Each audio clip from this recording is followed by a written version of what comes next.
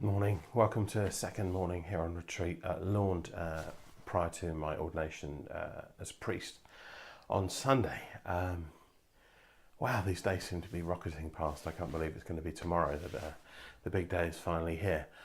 We've been thinking this morning a little bit about what it means to be an effective minister.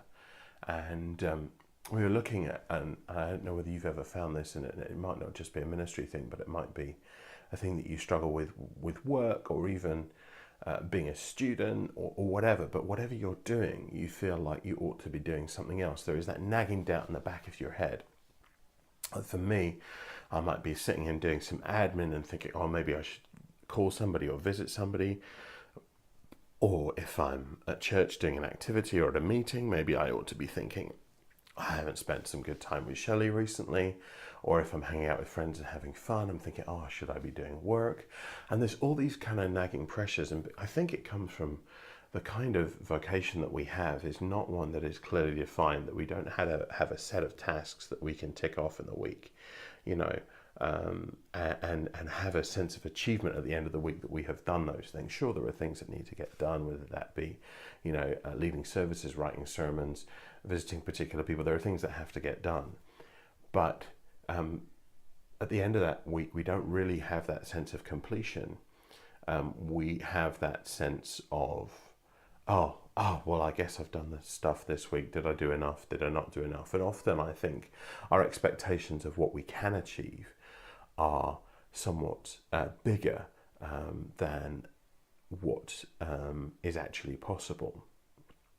And I think something that I've been thinking about around that reflects on how we see Sabbath, something I heard a long time ago about working out of rest rather than resting from work.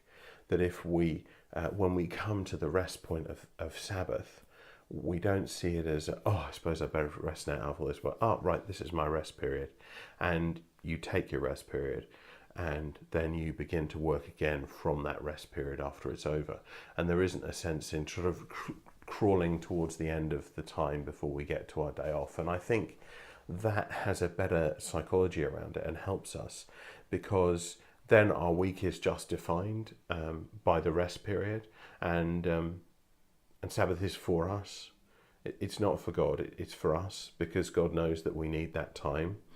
And yes, we spend extra time with Him on that, and yes, we have that rest, but it's that thing that we need to remember, that when we're in a job or in a situation where there aren't clearly defined tasks, we can't measure our sense of achievement, although we often try, that all we need to do is to be faithful and to be in tune with what God's doing and do what we feel is right at the time, and pray for guidance on that. And when we do it and we end up at rest, then we have to learn to kind of take ourselves out of that anxiousness to work and then move on. And it's a really hard discipline. I haven't got it down at all, but I think it's really easy to go one of two ways when tasks are so kind of unending and there are so many things that you can do, and you're not sure which ones to pick. You're going to be stymied by that and end up doing nothing, or you can work so hard that you neglect the people who you love and neglect your own self as well.